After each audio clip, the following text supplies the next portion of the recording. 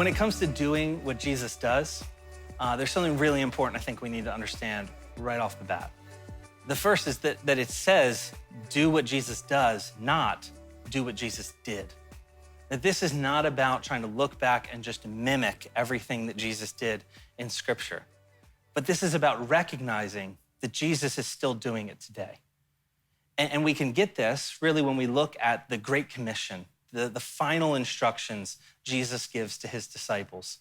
He comes to them, and in Matthew 28, we get to see what he says. He says, then Jesus came to them and said, all authority in heaven and on earth has been given to me. Therefore, go and make disciples of all nations, baptizing them in the name of the Father and of the Son and of the Holy Spirit, and teaching them to obey everything I have commanded you.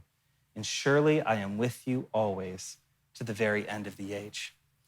That Jesus comes and he's gonna say, hey, this is how I want you to live out. Like, this has been my mission up to this point, and I want you to join me now in this mission. And he starts out saying, hey, all authority in heaven and on earth has been given to me. He's able to say that all that authority has been given to him because he's been successful at his mission. That what Jesus has been doing up to that point has been successful. And then he's gonna call them to, hey, therefore go. The word go there literally means as you are going. It's not saying, hey, plan a trip or just, plan an opportunity. It's fine to plan, but it's not saying, hey, you have to go somewhere to do this. It's saying as you are going, as you are living to be with Jesus, become like Jesus and do what Jesus does, do these things. As you're living your life, in your finances, in your marriage, in your parenting, in your work, whatever it is, as you are going, reach the lost and make disciples. I find it very interesting that the list Jesus gives here is a very similar list to exactly what he's been doing up to this point, that he's been making disciples. He's been preparing people to go to all nations. He's been baptizing people in the name of the Father, Son, and Holy Spirit. He's been teaching people to obey everything he's commanded. He gives us this great commission because he's commissioning us to go and do the same, but it's also a co-mission in that he's saying, hey, come join me on the mission I've already been doing. And then he ends it by saying, and surely I am with you always to the very end of the age. I love that for so many reasons, but for our case and purpose here, Jesus is saying, hey, I'm gonna continue to be on this mission with you. That Jesus' call to us is not go out and do a bunch of stuff while I sit back and wait. His call to us is I'm going to do this as I've been doing it so far, and I'm gonna continue to do it until the end of the age. So come join me on it. So Jesus' call to us as disciples is do what I'm doing, that I'm currently at work in your neighborhood. Like I'm currently at work on your neighbor. Come join me there. His call to us is I'm currently doing something in your coworker. Come join me in it. Come do what I'm doing. I'm currently working in your family, your kids or your spouse or in your parents or whatever it might be. He's saying, I'm currently doing something here to reach the lost, to make disciples, to lead people closer to me. Come join me in what I'm doing. So his call to us is, hey, do what I'm doing, not just mimic what I've done. And really, there's three ways that he calls us to join him in his mission, I think. The first is that we should love like Jesus. In John 13, Jesus is gonna say to his disciples, a new commandment I give to you, that you love one another. Just as I have loved you, you also are to love one another. By this, all people will know that you are my disciples if you have love for one another. How do we do what Jesus is doing? We love like Jesus loves. We care for people. We help people.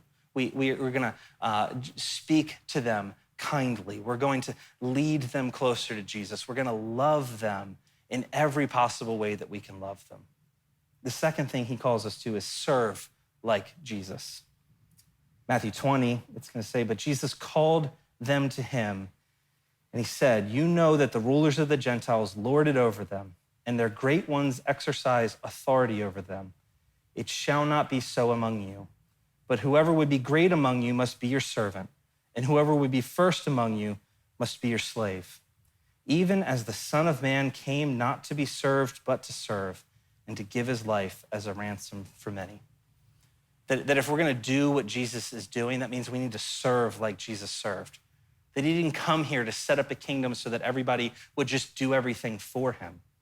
He came and gave us an example of how to lead others and love others through service, through considering ourselves in a position to be able to help others, to not think that we have something they don't or to view ourselves more highly than we ought, but to remember that we're here to serve, that we're here to point people to Jesus in the same way he drew people to himself by serving them.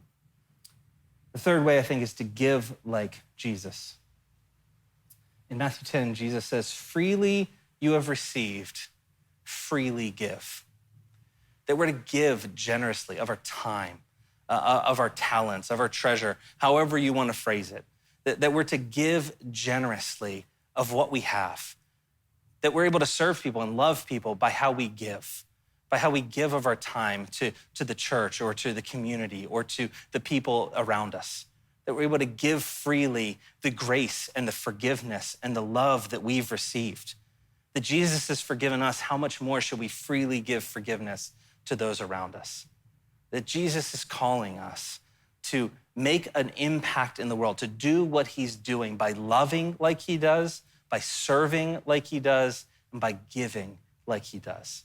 And that by doing what he's called us to do and joining him on the mission that he's still at work in, that we're able to become more like him, that we're able to be with him, that we're able to make an impact on the world around us because we do what he's doing.